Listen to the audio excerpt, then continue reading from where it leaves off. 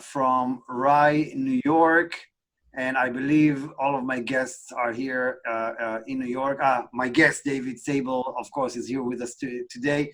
And because I am so excited with having David with us that I had to ask Jay to come and help. I will soon introduce my David and Jay that will help me here.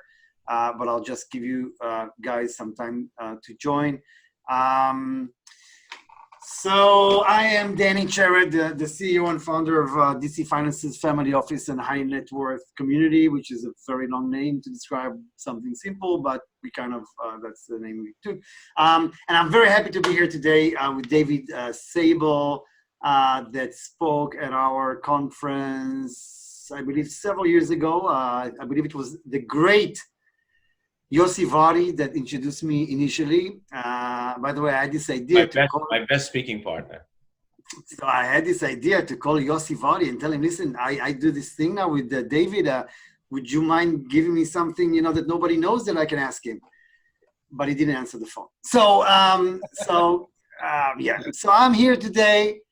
It's true. By the way, you can see here on my outgoing messages. So anyway, ladies and gentlemen, good morning. I'm here with David Sable, ex-Global Chairman of Y&R, which is obviously one of the world's largest consumer advertising agencies. Today is a senior advisor at WPP. We can talk about what that is all about later on. An author, entrepreneur, social activist, is the non-executive chairman of Y&R, which is a global full-service marketing agency, and a thought leader at WPP.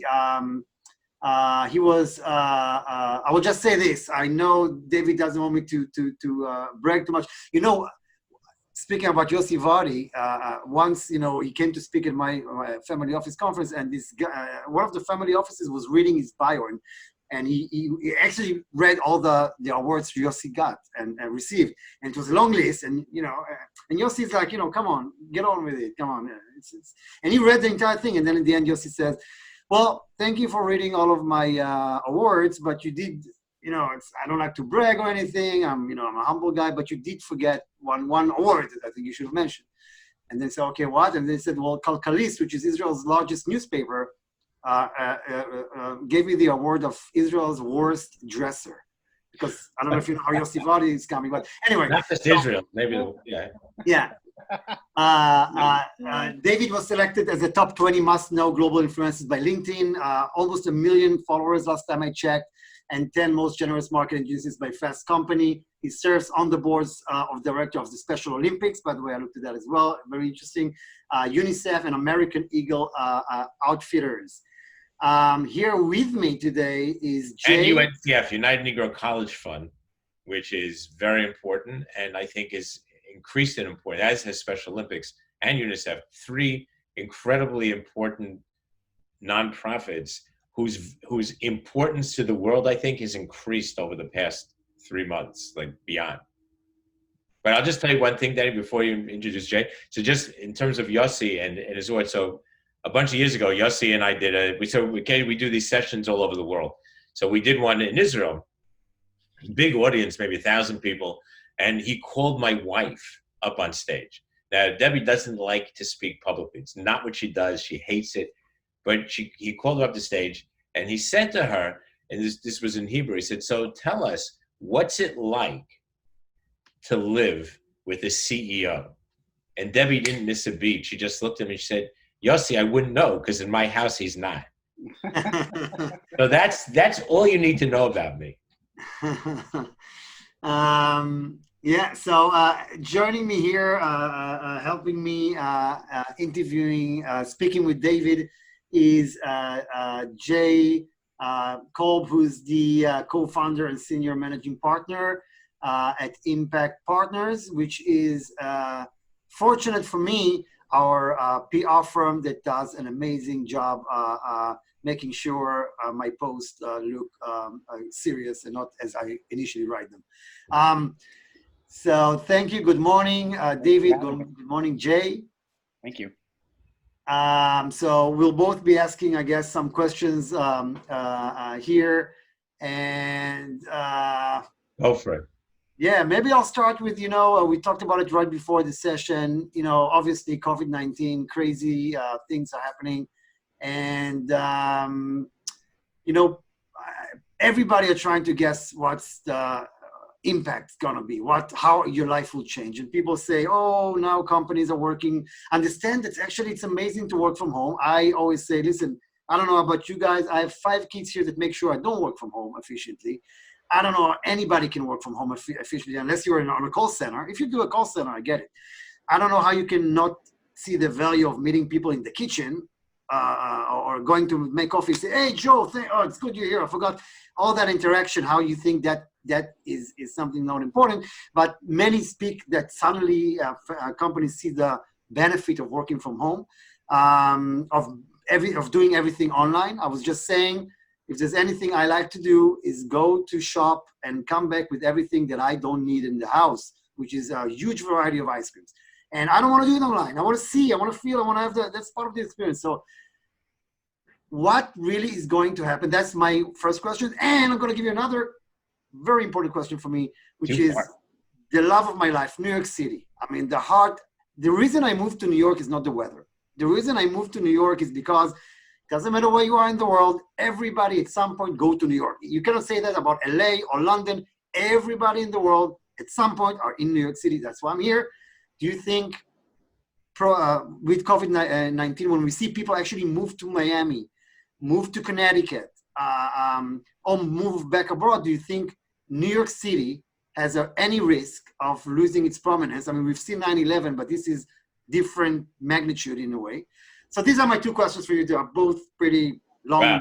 Okay, so let me frame the whole thing. So first of all, I just think in terms of COVID in general, if I read one more article on the 5 things you need to know about the new normal, that to me is in the category of the 10 ways to look great on Zoom. Total crap. Both are, in my view, are stupid. Now, why is it stupid to talk about the new normal? Because there is no new normal. Let's get over it. There is no new normal, right? Normal suggests stasis. Normal is a platform. Normal means that's what I do. That's normal. Nothing else is normal. We're not living in a time of stasis. Nobody knows what's going to happen. Anybody that tells you that they know is full of crap. I would hang up the phone. I would get off the Zoom because we don't know. Every single day we read something new about COVID, right? So now it's asymptomatic. It's not asymptomatic. Your antibodies are not best. I had COVID. I was an early survivor, if you will, of COVID. Luckily, I had it fairly mild, and I'm giving antibodies now. I do it every 7 days when I can. And I have to tell you, there is no new normal. We are in a dynamic situation. We are actually living the world we claimed to live in before, right? It's dynamic. It's going to change. We need to be fast and agile because it's going to change in many different ways. So that's my umbrella. Let's talk about people working together. I believe in human serendipity more than I believe in anything else in the world. Human serendipity is what mankind is about. It's what advances society. It's what advances civilization. If we take human serendipity out of the picture, then we might as well just go someplace else because it's not going to work. We're going to go away as a species.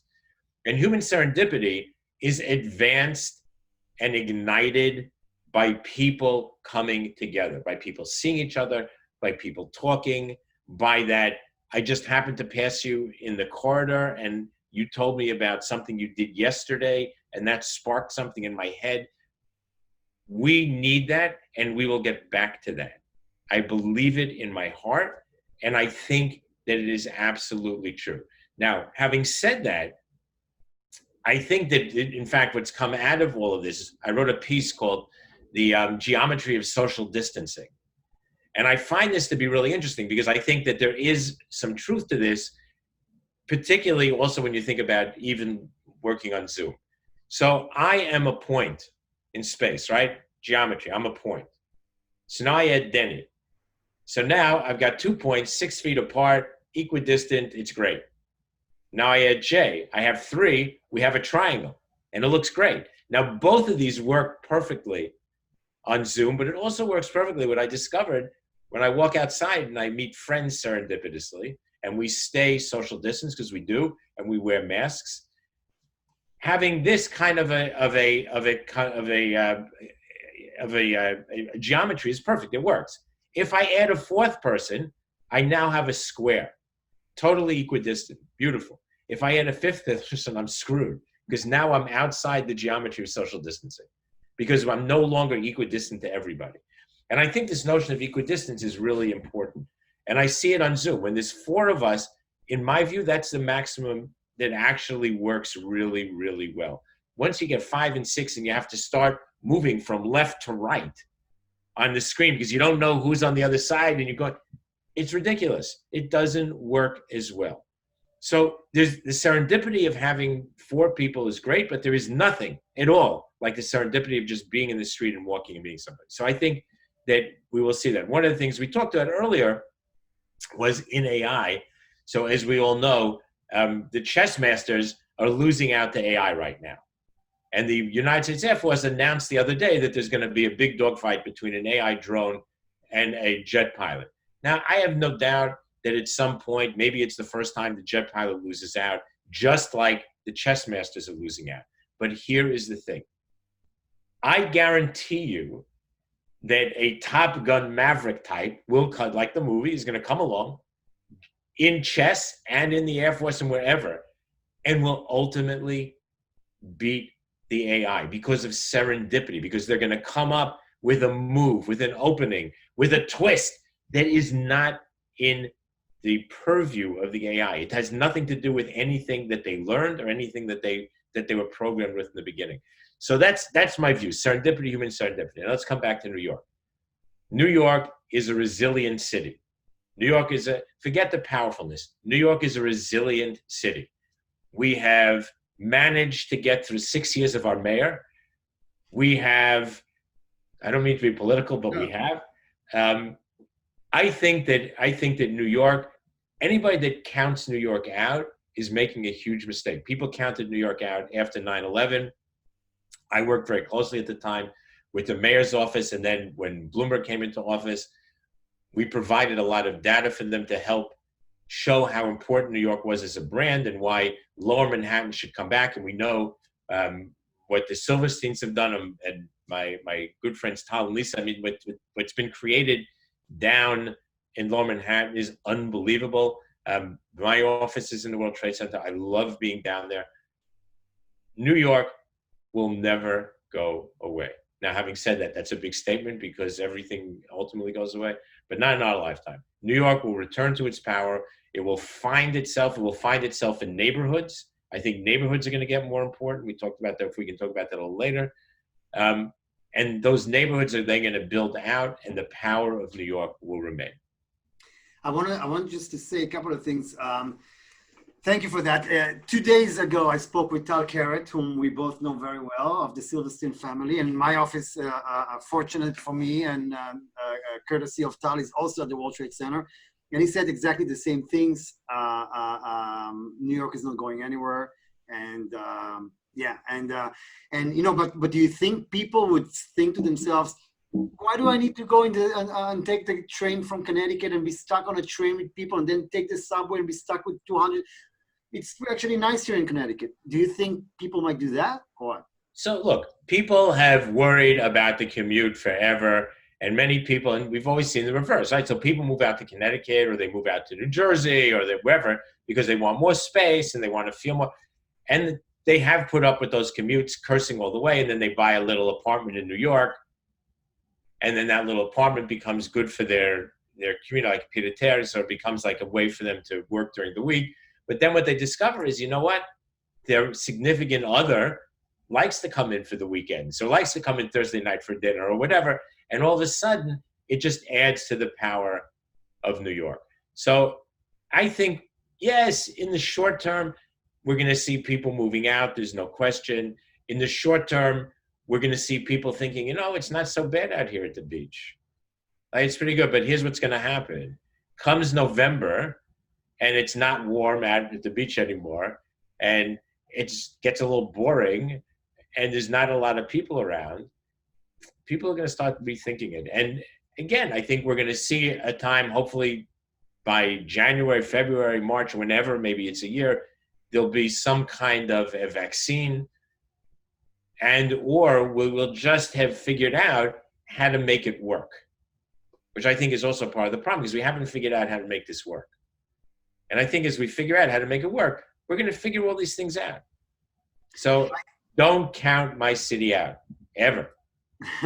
Thank you for this. And Jay, I know you have a lot of questions. We'll get to that in a second. I want to say just a couple of things. First of all, this session is mainly, not mainly, only open for our families, family offices. And I'm seeing here greetings from Bonn in Germany. Good morning.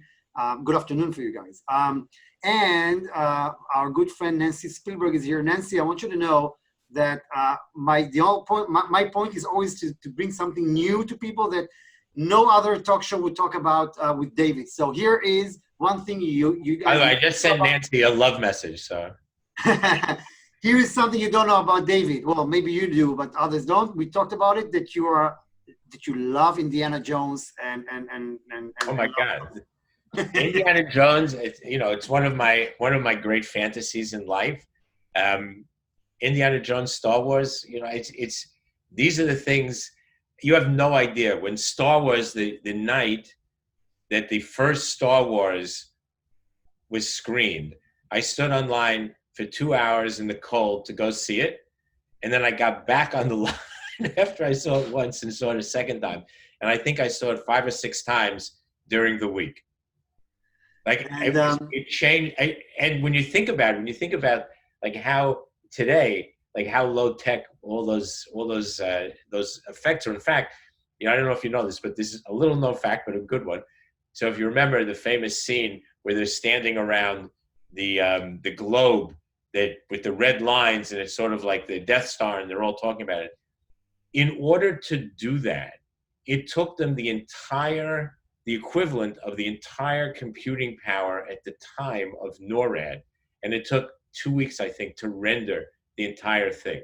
Today, like your kid's iPad in a quarter of a second can render way better in 3D than that. So to me, it's not just what they did, it was the vision. It was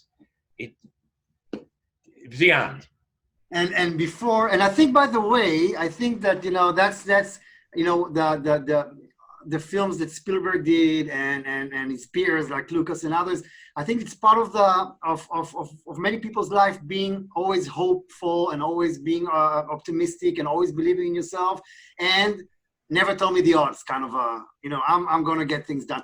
So just another question, Jay, I know you have a lot of questions, but it's just the same idea that I'm asking about COVID-19 is, we talked about it, David, a little bit. Brands and marketing. How do you see the different brands market themselves during these days of COVID-19? So it's not just COVID-19. I think it's during the Black Lives Matter as well, and during the protests. So I think, being on a public company, American Eagle, it's a struggle. Everybody wonders, like, what's appropriate, what don't you do, what don't you say? And so I think there are 2 ways to approach it, and you can see it. There were brands that felt that they needed to make somehow statements about COVID, and they needed to show you how to wash your hands. Totally not appropriate, and had nothing to do with their brands. And by the way, there was backlash to a lot of these companies. There was backlash in the media, and you saw it in social media. There were plenty of people telling you, the Ad Council, for example, of which I'm past chairman, the Ad Council did beautiful and incredibly powerful campaigns on social distancing, on hand washing, on all these things, working with the CDC and others. Why would a consumer now? If you made soap, I got it. But if you're a burger company, I don't necessarily get it. So what you can do with 2 things. One is, why don't you tell me how I can get your product? If you're staying open and if you're giving me delivery, why don't you make me feel good and feel safe and tell me how to get the product and what you do to keep me safe? That's fine. I get that. But don't make out like you're a doctor. It's ridiculous. It's absolutely ridiculous. And if you saw, somebody did a mashup of 20 or 30 different companies the work that they ran in the first month or so of COVID. And it was hysterical. We're in this together. The same music, the same tagline, the same rip, the same footage that they all got from the same places. It was hysterical. You would think that everybody in the world had the same thing to advertise. And so I think that stuff like that is not good. It's not positive. And by the way, we're not all in this together. You see, we're in the same storm. Everybody's in the same storm, but we're all in different boats. And some of us are in big boats, very luxurious. Some of us are in little boats that are leaky. Some of us in fast boats, some of us slow boats. But we're not in it together. We're in the same storm. And the trick is, and this is where leadership is missing, what we needed was the admiral to take us all to the marina or to the safe harbor or wherever, and we didn't have it. So instead, some people who had the boats that could do it got to safety, and the ones that didn't. Because we didn't wait. We didn't protect everybody. So my sense is, and we're seeing it, by the way, with Black Lives Matter. Like, I get it. If you want to tell me, if you have your company and you have a big database of customers, and you're going to help me understand this, you're going to share resources with me. Tell me what you're doing. That's interesting. Tell me where I can find more information, where I could make a donation. That's great. But don't start hashtagging with your products and whatever. Oh my God, that's just wrong. That's borrowed interest, in my view, of the worst type. And I find it, personally, I find it offensive. Jay. Well, yeah, I think that's coming from the PR side, that's something that we're hyper aware of, is how you're perceived in that message and what you stand to gain. And I think you hit the nail on the head with the leadership comment, because in the void of leadership, and the immediacy of everything and social media and the lack of filters, and sometimes we don't have all the information, but we have the channel to share everything we don't know right away. That's when leadership's most important. And we just don't have that right now. And so we have other people who want to step in and fill that void. And, I've read some stuff and listened to you talk about leadership, and there's an acronym that you use that kind of maps out, the qualities of a leader. I think that's a good reminder for everyone here to hear, because when you push up against that void of leadership, whether it's the brands or it's the wealthy or whomever steps into that void, I just think that they need to actually have some of those tenets. So David, I would ask you to talk about your leadership acronym, because, first sure. of all, you shouldn't really be out there doing any of this stuff with your brand or a person until you maybe internalize some of what I know you're going to say next. Right. So a couple of things. One is, we're going to make this part very interactive. So everybody take out a pen and a piece of paper, or your laptop or your iPad or your phone, whatever you're not watching us on, and just follow along with me. But before that, I just want to say, I think one of the problems of leadership is that we conflate power and leadership. And I think today, in today's world, it is probably one of the biggest issues that we have. People think that if you have power, you're a leader, but you're not. It just means you have power. And it means that people do what you tell them because they're scared of you, or because your stick is bigger, or they're worried that you're going to somehow punish them or hurt them or whatever. So power has nothing to do with leadership. Let's be really clear. You could be the least powerful person in a company and actually be one of the best leaders. And I've seen it time and time again. So let me tell you what it is. So everybody write the letter L. And L stands for learn. Because great leaders learn. Leaders learn all the time. And the worst thing to do is to say, I'm a big genius. And not that I'm copying anybody here, but I'm a big genius. I know. People talk all the time about how smart I am. Hello, leaders learn. There's always more to learn. And by the way, you learn from everybody. You could learn from the person who washes the windows in your office. And I'm not kidding. Learn. Leaders learn. They're always learning. They're always listening, and they're always learning. And so the L, learn. It all comes together. It's active listening is learning. E, write this down, empower. Not power, empower. You see, real leaders empower the people they work with. they give them the power to do what's important to get done. They don't micromanage. They don't sit on top of them. They empower them. They make them feel like, wow, I can do this. I can make this happen. That is critical. A is for arm. Leaders arm the people they work with the tools that they need to get their work done. And there's nothing more important, because you have to arm them. You have to be there. You have to give them what they need. You have to make sure that they're trained, that they're educated, they have the best computer system, they have all the things that they need. So you have to arm them. D is for defend.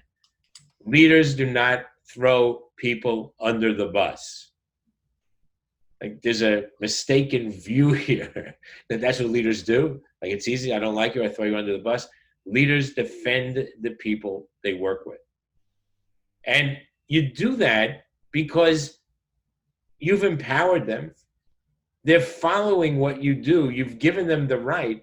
So you have to defend them. You have to make sure that they feel that safety, that they feel the ability to get it done. E is energize. Man, like, you got to be a 24/7 cheerleader. There's nothing more important than cheerleading. You know, look at Winston Churchill. There's a great book that was written by Eric Larson. It's a new book that just came out, which is really just amazing, where he talks about Churchill in the beginning of the war. I recommend it to everybody. I've been recommending it for the past 2 months. It's amazing, right? So that's what he did. He energized people. He didn't make them feel bad. He didn't talk about himself. He made them feel good. So energize. You energize the people we work for. R stands for run. You got to run. You got to be ahead of everybody. You got to be the one it's not, charge, and everybody goes running, and, you stand in the back, say bye. After they all get shot, you come clean up the mess. You got to run. You got to be at the head of the pack. You got to help them. You got to make sure that's happening. And S, leaders, is for share, because great leaders share. You share the good, you share the bad, you share the power, you share the kudos, and you share the bad stuff too. Like, you get dinged, you share the ding. It's just the way it goes. So that's what great leaders do. And I would say that running through all of this is humility. And so I didn't make that one of the acronyms because leaders doesn't have an H in it. But every single one of the things I just talked about has an element of humility. And I think there is nothing more important than humility. And let me be really clear. Humility is not being humble. Like, false humility is the worst thing in the world. It's like Uriah Heep and David Copperfield. Oh, Mr. Copperfield, that's crap. Humility just means that you understand that you're not the center of the universe. It's really simple. And you're respectful to everybody. That is true humility. And you can't fake it. You either have it or you don't. But that runs through all the things I talked about. So hopefully that answers the question. Yeah, and there's a book out. It's called Winner Take All by Anand Sher. It's Jira Hardas, which I probably butchered, but it's really about how we seek to kind of fill some leadership voids, usually with people who are wealthy, because they're really kind of after the core leadership, whether that's government, state, local, national. You turn to those folks because, where else do you get to go for leadership, right? And so it's going to be people who have a lot of money or power, as you said. I think those I would say are interchangeable in my mind. And so I thought that was really good. I think we all need to hear that acronym, and we need to hear and internalize some of that, because if you're going to step up and you're going to go out and say things on social media, well, then by proxy, you're leading, and so we all have the chance to do that. I just think that we listen to people who have more power and money. Right. So I'll just say one thing about that. And so I don't agree. I think it does happen, but I can give you enough examples of leaders, and certainly in revolutionary times, they're not the wealthy. They come from wherever they come from, and they work their way up and they do it. I will tell you that I've long thought about the notion, not of a ruling class, but of a political class.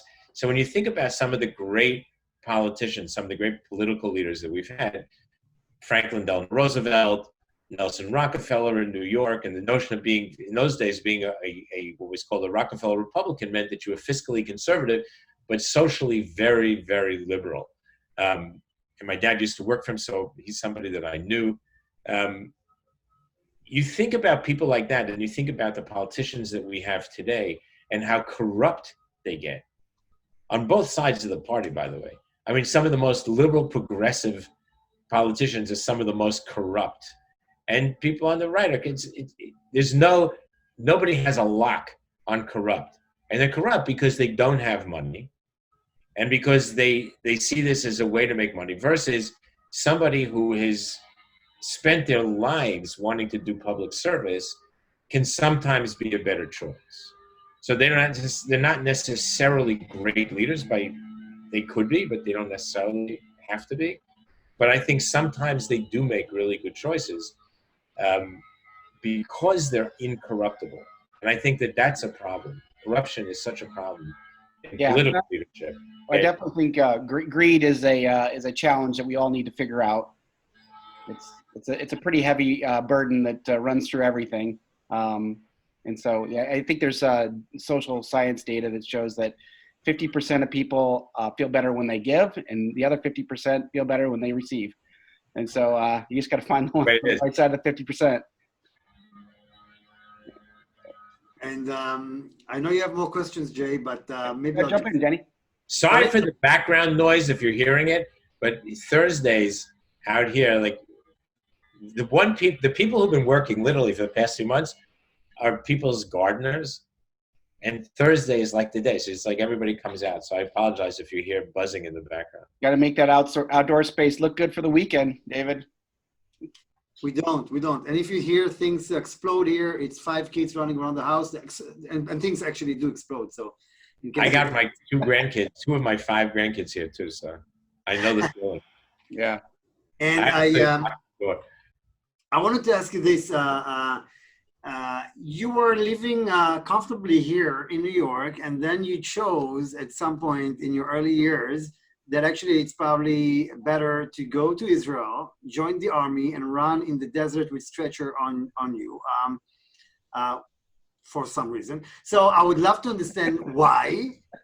And what's more interesting, or not more, but as interesting, is I read an article of yours of really lessons for life that you took from the army, that normally you would say these are rough people that all they do is, and yet you took it to that wisdom to business. And interesting to hear that as well. Right. So, like many good Jewish boys and women of my day, I went to a Jewish school, Ramaz. It's a school in the city, and Zionism, love of Israel was part of what we were taught. My late father was a rabbi, so that added to the value. And I was lucky to marry an Israeli woman. So you put it all to, and my late father-in-law, Yehuda Avner, wrote a famous book called The Prime Ministers, was a diplomat. And so you put it all together, and I was able to fulfill, I was able to fulfill a wish that I'd always had as a kid, which was to move to Israel. Now, interesting enough, Jay, like this, I went to Israel because now back then there was no nefesh b'nefesh, there was no easy way to go. Very few Americans were going on Aliyah, and the ones who went either had resources or not. I was just a kid. And my father was a rabbi, my father-in-law was a diplomat, so it wasn't like we had lots of money to start out. But David Finn of Reuter and Finn had an office in Israel. And David was a good friend of my father-in-law. David introduced me to the office. Somebody became my dear friend for life, Harriet Wishley Weiss. And I went to Israel to work. And that was my first job, was in PR in Israel. And then after a few months, it wasn't quite what I wanted to do. I started doing news production. I helped produce the night that CNN went live, I produced the segment from Israel. I set up a whole news system. I worked for a little company that then became a big company called Jerusalem Capital Studios, Upanei Habira. that were in Jerusalem at the time. And then I started a company together with my partner, Rafael Malinovich, who's still today like my older brother and my closest friend, where we were the first company doing high-tech marketing in Israel, which I'll talk about in a second. But part of it was that I wanted to go into the army. I felt that if I was going to live there, I had to do it. And in those days, I'm proud now that so many American kids do it. Back in those days, very few went in because it was easy not to. You went to Cyprus for a couple of months, so you kept renewing your passport. I became a citizen, and the fiction in those days was you became a citizen after a couple of years. You went to Tel Aviv because that's where the embassy was then. You signed a paper saying, I swear I didn't ask to be a citizen. They made me because I have to be here. And then a couple of weeks after you became a citizen, you got your draft notice. You went back to the embassy and signed a paper saying you swore you did not volunteer for the army and that they forced you because now you're a citizen. You really don't want to go. And that's how you kept your American citizenship. So I go into the army. And the truth is, I would say that it probably is up there in my life with some of the most important things I've ever done. I'll just tell you the end of it was I ended up in Lebanon. That was wild, actually being in a combat zone, and I'd never really thought that would happen, but it did. It just shows you the serendipity of Israel. I thought, interestingly enough, because one of my clients was Tasya Avirit, Tasya Tzvayit, I had all of that's Israel military industries, military aviation industries. We had, because of the high tech, we had the entire infrastructure of the military were our clients. And even the private companies were doing work for them. So we had high clearance because we were taking pictures, we were writing stuff, we were doing their exhibitions. So I thought I was going to go into the army and go into Dover Tzahal. I'd become one of the spokespeople and work in their bureau. So of course, instead, they sent me after basic training to be a chovesh kravi, to be a combat medic, and I end up in Lebanon. So there you go. But let's talk about the lessons. So the lessons are true. I mean, I have to tell you, and I've written about this. I wrote a piece called Basic Lessons in Leadership, or Lessons from Basic is probably a better way to look at it. And so what do you learn? So so first of all, this notion of teams, right? So, the Israeli army in those days, maybe it's still true, was set up in units of 3, right? The Chulia was the smallest unit. You had 3 people. And so the way you worked was critical. You from the minute you came in, you were working as a team. You had to think about that. That was important. But I think the most important piece was the stretchers. And this I write about all the time. So you've all seen the picture because you've seen MASH, you've seen all these things. The guy's running down like this and everybody's running, holding the stretcher down. That's not how you carry a stretcher for a long term. That's good when you're running to the helicopter. When you're out in the field and you're 10 miles, 15 miles, 20 miles, it doesn't make a difference, away from where you need to be to bring somebody who, God forbid, is wounded, the stretchers are up on your shoulders. And it's not easy.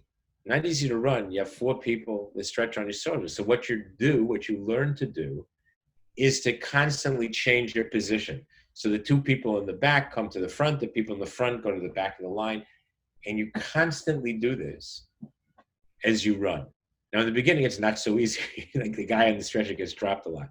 But here's the deal. I come into the army. I'm in the army for 3 minutes. I gotten a haircut. I have a uniform that's itchy and doesn't fit, boots that don't fit. We're freaked out. They jerked us around for hours, which is all part of what they do.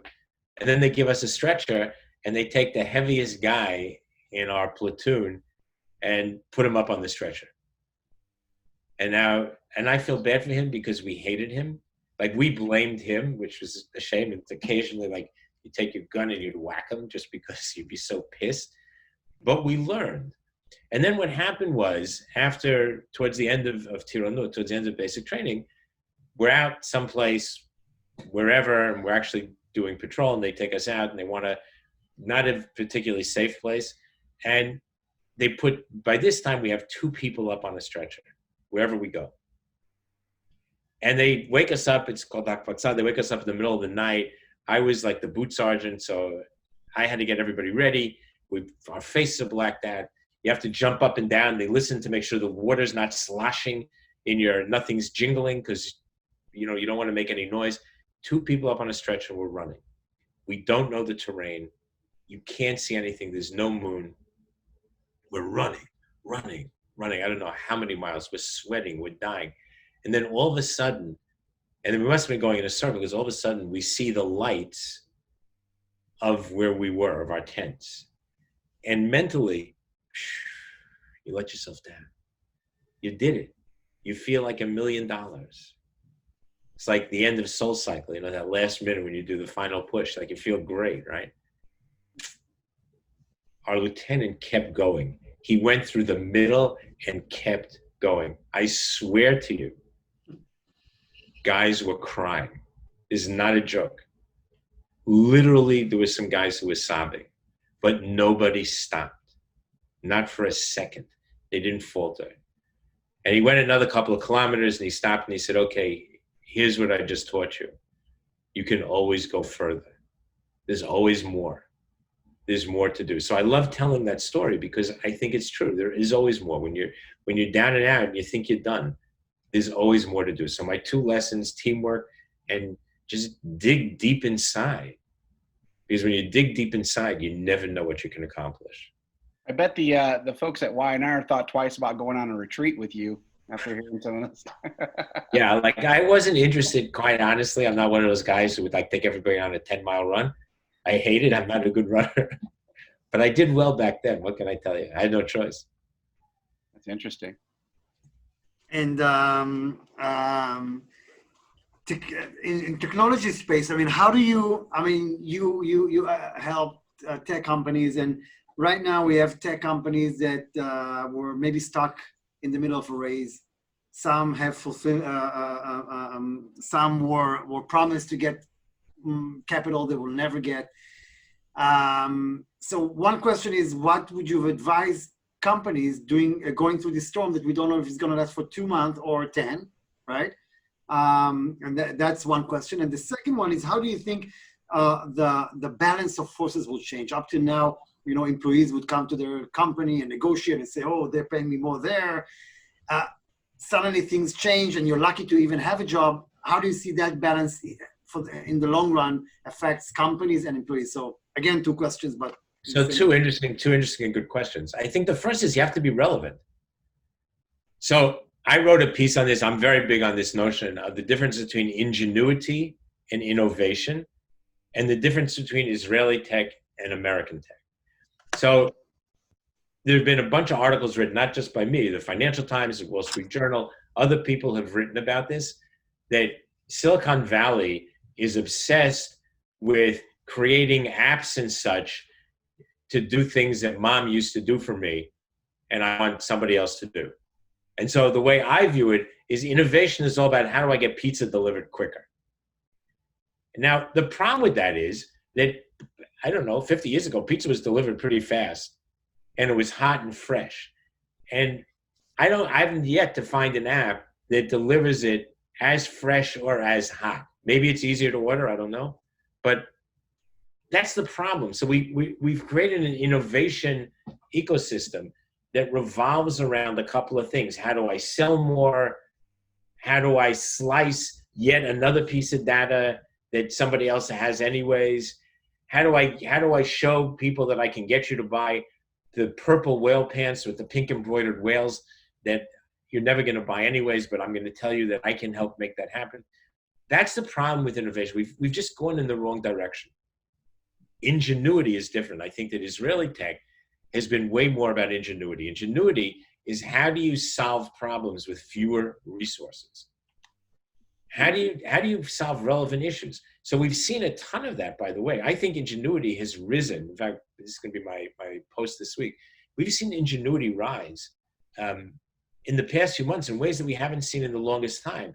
It's people making masks out of discarded T-shirts and underwear and all kinds of things. It's parents stuck at home with their kids who are doing all kinds of amazing projects that they haven't done before because they gave the kid the iPad and they watched whatever. But now, like, that doesn't work so much because they're on Zoom school and parents get crazy because I don't want the kid like on the iPad all day long. I want them to do something else. So I've been doing with my grandchildren here projects and stuff, and my daughter and my wife. It's amazing. It's all about ingenuity. Ingenuity is why were ventilators $50,000 when in fact we know that they could have been $2,000. And then very quickly people found out how to make them again for $2,000-$3,000. So I think we're going to see more ingenuity, and I think we're going to see, but to do that you have to be relevant. And I don't think everybody's relevant, right? You got to be relevant. And so relevance to me is going to be the key. So one company that I work with, it's part of Silvertech, part of, of Tal and Charlie Fetterman's group, is called Cinch. They're about neighborhood power and how do you link residents in a neighborhood with retail in a neighborhood. So before COVID, it was about helping stores create a digital basis so that you could order, and then you could link stores, because maybe if I bought from this store and that store, like they'd never thought about it before, how you could create some kind of nexus of buying power or of recommendation. But guess what? During COVID, the founder, Maya Kamarov, took a pivot and said, you know what's really interesting? I can't get to those stores, but some of them are still providing services.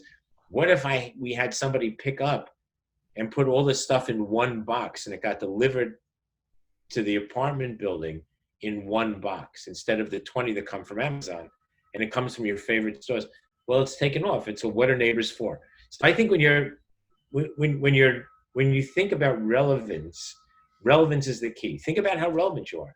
Like, I don't want to hear if what you're about right now is creating big crowds coming to my outdoor concert, because that's not particularly relevant for today. I'd put that idea on hold and figure out, how can you help me figure out how to make my concert work today? One day we'll be back. But until then, how can you help me make it work in a way that maybe I hadn't thought about before? So I think it's all about relevance. And Jay, before I give you a chance to ask a question here, I know you have a couple of more. One of the reasons I don't have a lot of friends is because I love horror movies, right? So I had one girlfriend. I should have probably kept her. She dropped me. But it's really, she's the only one who watched horror movies with me. And then I went to Costco and I see people with masks in a long line, and I'm saying, Jesus, this is George A. Romero's Night of the Living Dead. That's the scene where the zombies are going to the mall. Remember that scene? By the way, it's an amazing film, because, he's laughing about this whole world. They go to the elevator and you hear nice music, and then the elevator opens and then you see, anyway, and he was laughing at our consumption, and everything. It's a brilliant film. Which brings me to ask you, how do you see the world after COVID-19, really? I mean, how do you see, you mentioned the power of the neighborhoods and all of that. How do you see us in half a year? I mean, companies. So I think, and just another point that maybe I should mention with that question is, in 9/11, we could have said at some point, I was then a financial journalist, I could have said, okay, now it ended, now let's count the dead. Let's see the damages. Problem is, now you have 9/11, of course, not that, but we have a crisis that big and bigger all around the world, in all different cultures. And you don't even know when it ends to actually count the dead and see how many Chapter 11s you're going to see, how many unemployment, how many riots because of equality, and people even more desperate because they don't have work. Right. So another good question. I wish I had my crystal ball is always very cloudy, but I'll tell you a couple of things. I think that one of the key things is that we have to remember where this came from. And I think that one of the problems we have with 9/11 is that we all forgot. You see, 9/11 happened because of a particular incident. It wasn't some people, some places, one congresswoman has said. It was very specific. And everything that's happened since then, the lines at airports, our inability to get through, to get into buildings without going through detectors, et cetera, is all come from that. And we forgot. We forget. And so it just becomes, okay, that's what we do. And then another event happens or will happen or might happen because we forgot. And then not only do we forget, but then it becomes a racist meme to say that, hey, let's try to remember not to put people down, God forbid, but just to remember, because we all suffered from it, right? So I think that the worst thing that can happen, and we're already seeing it, is that people are forgetting. People are forgetting, right? So there are people running around and they're making out like nothing ever happened. And so we saw what happened in Israel. So Israel's now cracking down again. And what's most interesting is people say, well, it's the second bounce. It's not the second bounce. It's still the first. We haven't seen the second bounce yet. So maybe it'll happen, maybe it won't. I'm not a scientist. I have no idea. But come November, December, we could be in the second round of this. And it is kind of the history of pandemics. But already we're forgetting.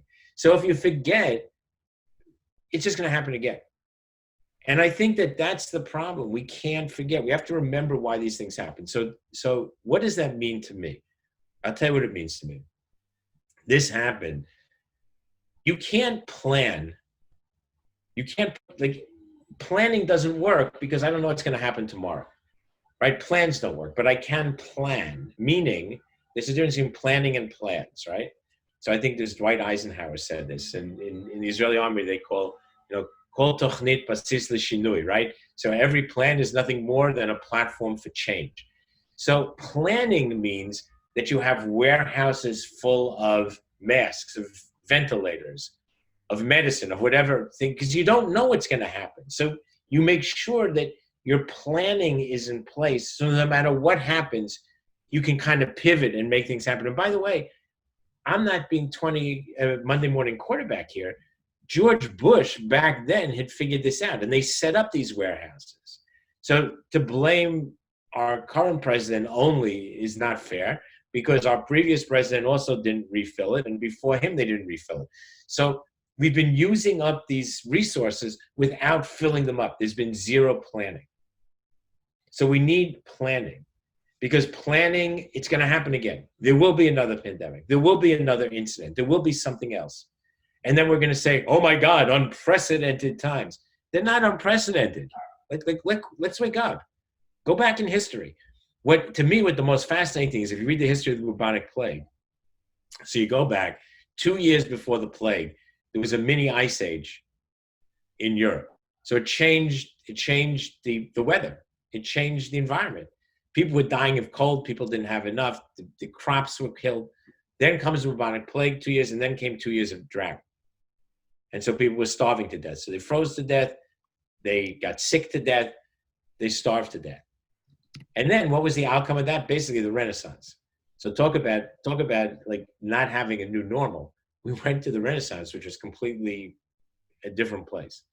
So I think that that's what's going to happen with us. If we don't remember, if we don't start paying attention to the fact that we're screwing the environment, we're screwing the economy, there's racism, there's hatred, there's bigotry. There are Black people in our country who can't walk down the street feeling secure. Like if we can't solve those problems, we're going to be back at the same place.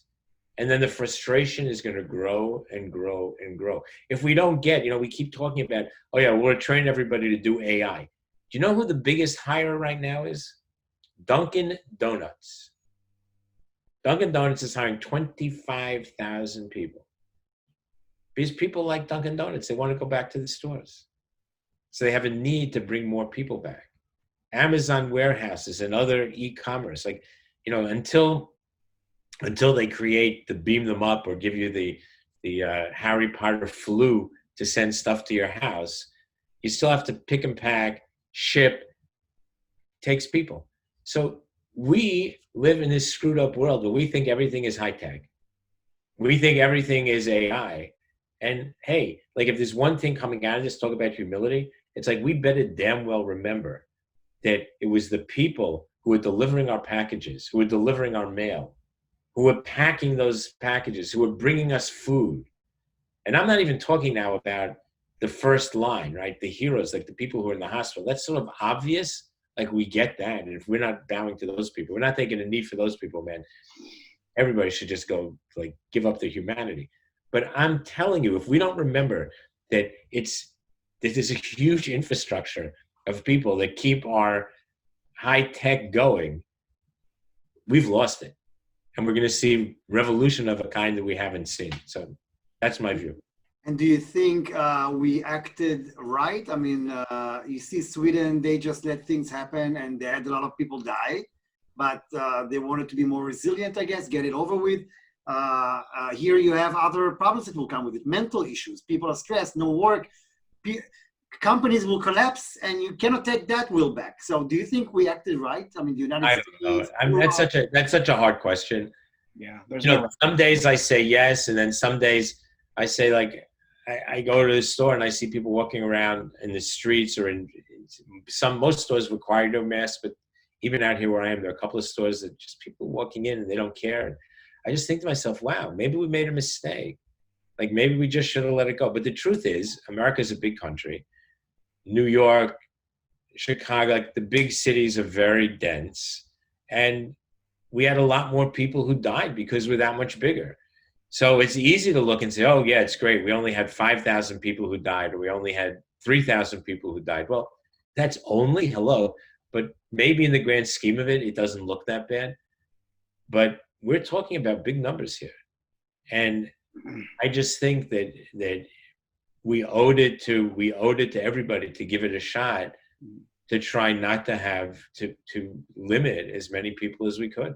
Yeah, and David, I want to just jump back in really quick. I know we're probably getting to the top of the hour here, but the example of cinch is, I think, runs through everything that we're talking about here, with regards to that localization of things. And I just think that there's been such a, you know, whether it's just when you're in a car and you drive by someone, your connection with that person you drive by is non-existent.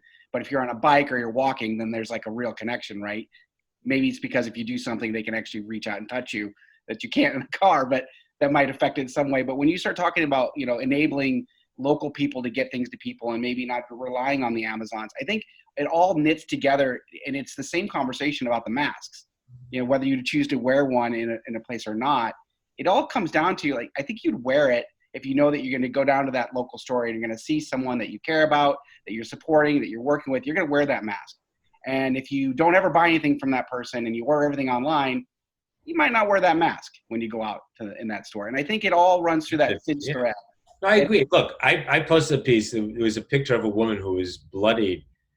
She was, you know, working in a store and very politely asked somebody to put the mask on, and the person punched her out.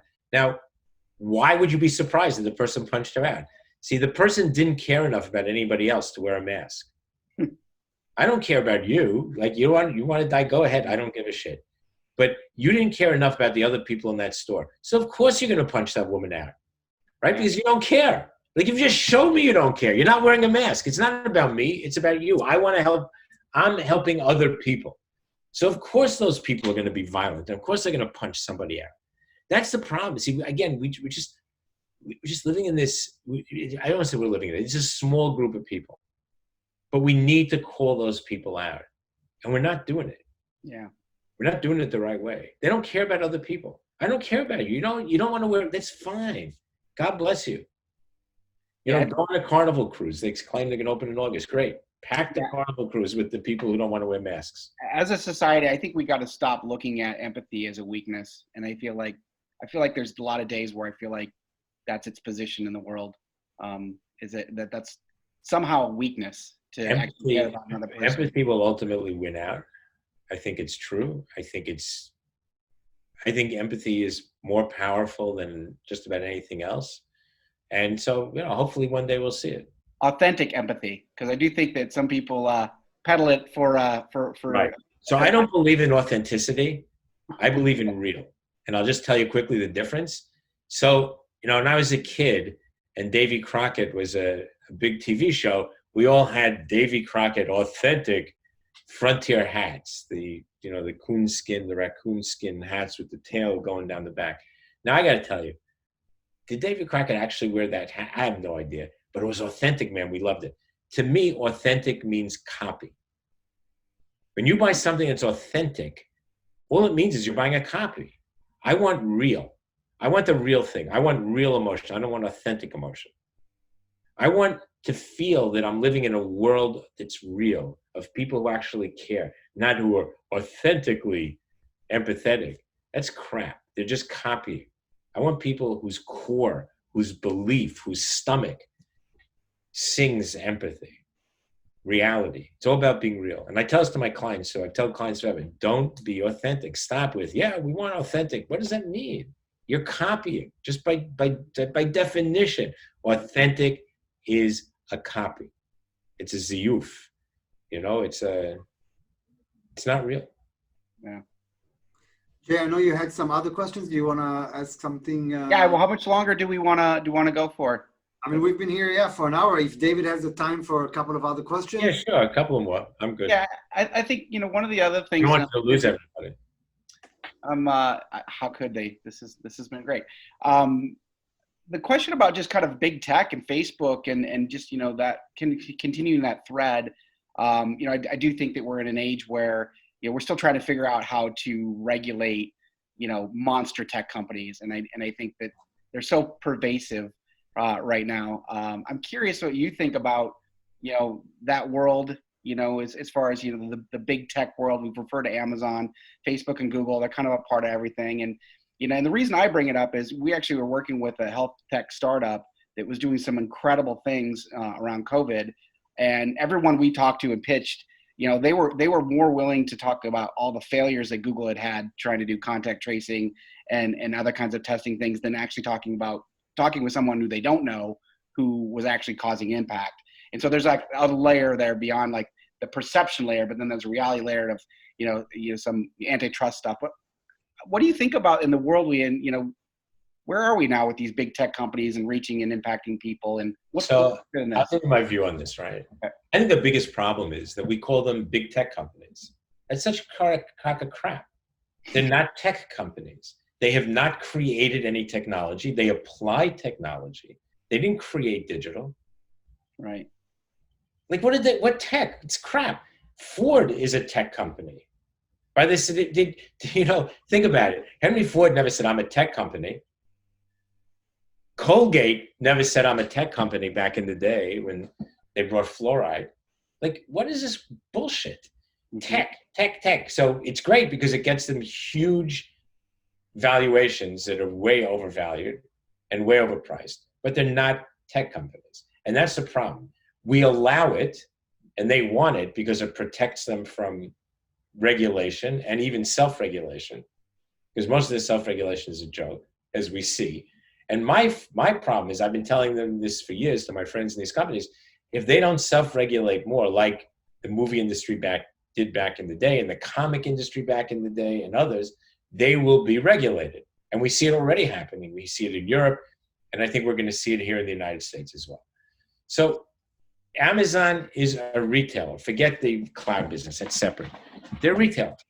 They happen to be a great retailer, an awesome retailer. But I got to tell you, if 15, 20 years ago, Walmart had come to their investors and said, look, here's what we want. We're not going to make a profit for the next 20 years.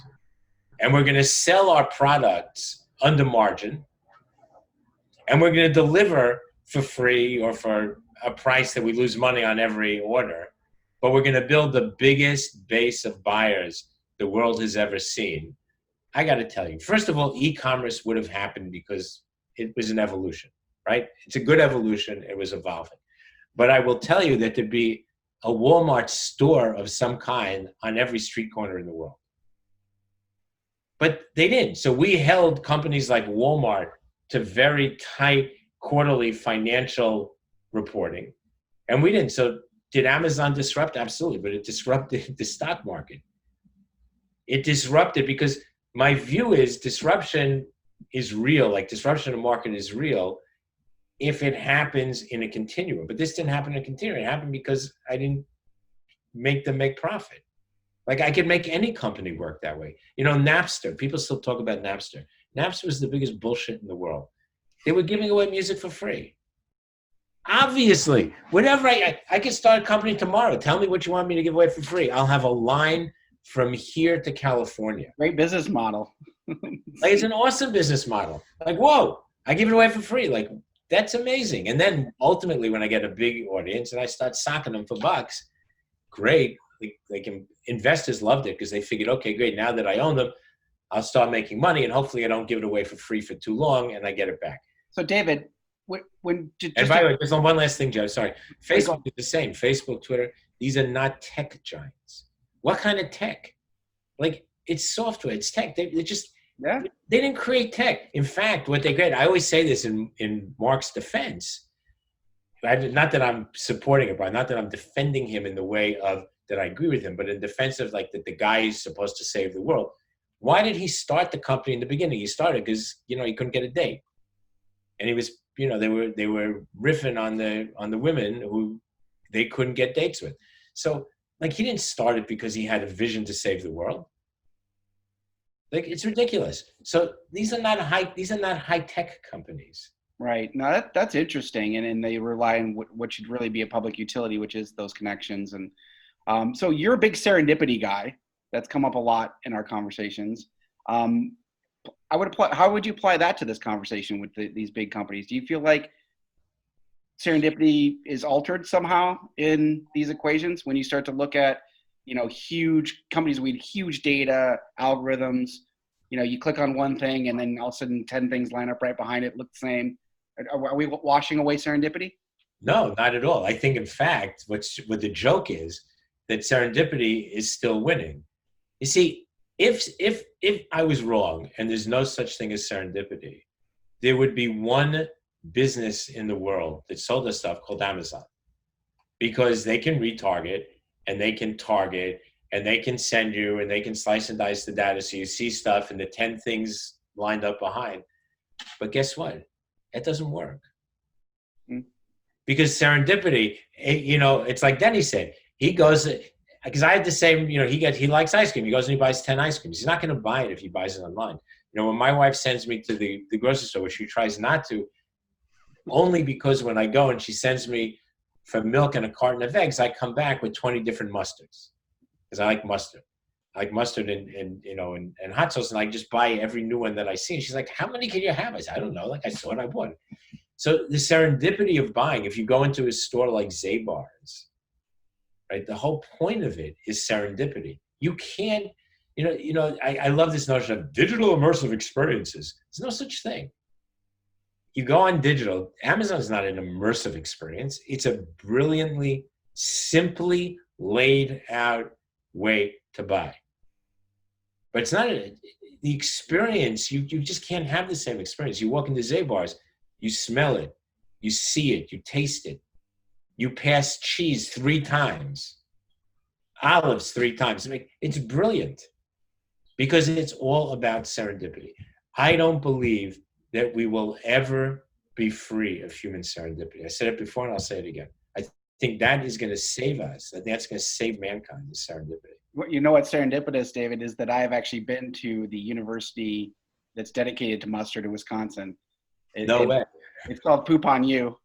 For real. Well, you got to send me something. I want to go there. I can get an advanced degree. Yeah, I don't know. We may never see you again if you see that place. We may never get you back. Now, I just want to say, I have an MD, a mustard doctorate. That would be great. Yeah, ketchup doesn't have a university, but mustard does. Not the same. All you need to know. I have plenty of more questions for David, and as I predicted, we probably should do another session later on down the road. But I just, wanted to ask, and then Jay, if you have one final question or anything like that, you feel free. But I did want to ask David, just because we do need to finish soon. COVID-19 is a big thing. I mean, it got us to know our loved ones probably more than we wanted to, and now we love them less. And no, I'm kidding. I hope my wife doesn't listen. And another thing is, there's some good things. When I stand washing the dishes, the only comfort I have is Larry Silverstein is washing his dishes as well now. Everybody, all of you guys, you wash the dishes. Yeah, but Larry's a particular man. And I'm kidding. As we know, he's truly has humility. Absolutely. And so really seriously, I mean, how will COVID? What's what can you tell people, advice, companies that are struggling, don't know what they're going to be seeing, people that are losing their minds to stay sane with everything going around? I mean, what can you possibly tell people? I think we lost David. Yeah, I'm are back. you? You froze on me a second. Sorry. Yeah, so my question was, what would you advise people that are losing their sanity at home and companies that don't know what's going to happen with them and what they should do? I mean, how do you, so, I mean, everybody has a different crisis to deal with, obviously, different situation, different boat. But in general, what would you? So, again, I think it's stay focused and stay relevant. I'm not giving out the one thing that I haven't written, I'm not going to write about, are the 10 things to do, because I don't think anybody really knows, and most of them that I've read are nonsense. I think you have to stay focused and stay relevant. You have to think about the people who work for you. You have to think about how do you keep them employed if you can, and if you can't, how do you help them? How do you help them out? I think you have to think about your business and coming out of this, how relevant are you? And what does that mean? What does relevance mean for your business? I think one of the things that we did in American Eagle, again, I'm on the board, so I know a lot about what we do and our approach to retail. While this was all happening, the management team rethought the entire store experience. Like, they literally worked every single day and figured it out. And they took out 30+% of the fixtures and rearranged everything and thought about, well, I have to keep not just the customer safe, I have to keep my employees safe. And how do I do that? Like, think about that. There's a lot that I have to do. So I think that you have to, everybody can come out of this, but you have to think about, how do I stay relevant to what's happening in the world? And not, how do I look for the new normal? You have to think relevance. How do I stay relevant? And I think if you do that, you can be successful. And if you just keep looking back to try to replicate what you have, you're not going to be relevant, and you're going to fail. Yeah. Well, I hear. You just last question for me. You wrote a book, children's book. I did. What's that all about? How did you? I'm looking at it right now on Amazon. Speaking of Amazon, yeah. So yes, everybody can get the book. I wish you would. What would you wish for? What would you do? And I wrote the book originally because I thought back a year and a half ago, 2 years almost, when we started working with HarperCollins, that we were at a crisis. We were coming into a crisis because of the upcoming presidential election. I saw it as a complete crisis of faith, meaning not religious faith, but just faith in humanity. That we forgot that you can wish for things, but wishing doesn't mean I sit there and wish and close my eyes and like it magically appears. If I wish for something, I have to work to make it happen. What would you wish for? What would you do? But then when you wish, you have to think about, what are the consequences of a wish? So if I'm a kid and I wish for all the ice cream in the world, for me, well, guess what? Then my friends don't have ice cream. If I want all the toys, my friends don't have toys. If I want to be the movie star, my friends aren't movie stars. And that's okay. There's nothing wrong with that. It's not evil to want that. But we have to let them understand that there's a consequence, that their children, that their friends might not get it. So instead, like, you could wish for that, but you might wish for peace and love and joy, and that nobody go hungry. I mean, these are all good things as well. But again, you have to make those things work. You have to, it's only your being part of it that makes that work. It's only your action that makes it work. So I'm very proud of the book. It's brilliantly illustrated by Emma Yarlett. I'm very proud, again, it's gotten incredible reviews. People like it. It definitely is a book. Obviously didn't know what's going to happen, but it is a book for our time. And obviously I highly recommend it. So everybody's welcome to go buy a copy and gift a copy. And if you do and you really like it, leave me a review on Amazon, because that's what authors need. So. Thank you for that. Jay, do you have any last question? I think I'm good. This has been fantastic. I really appreciate you taking the time to speak with us, David. No, thank you. I appreciate you inviting me. It's great. I hope that everybody who was listening enjoyed it. And Nancy, if you're still on. David, thank you so much. And I hope we can get David in the future here as well. And I would just like to say that next week I'm speaking to Nanette de Gaspé-Boubian from the Gaspé-Boubian family. She's from the retail beauty industry, coming from a family office, and obviously part of probably one of Canada's most well-known families. I believe they are 13th generation, which is amazing. So everybody, David, thank you so much. Jay, thank you for being here. Thank you so much. I really appreciate it. Again, not to give a commercial, but you can, anybody's interested, LinkedIn. I do have a pretty big group of people who read what I write, and you're welcome to follow me and comment and let me know what you think. I learn from everybody, so I learn from the comments, so I thank you. And I thank you, Denny and Jay, for great questions and a really great, I hope it was a great conversation. It was amazing, and I would love to touch more topics, and hopefully we can do that at another session. Thank you so much. I look forward. Thank you, guys. Be well. Stay safe, everybody. Cheers. Thank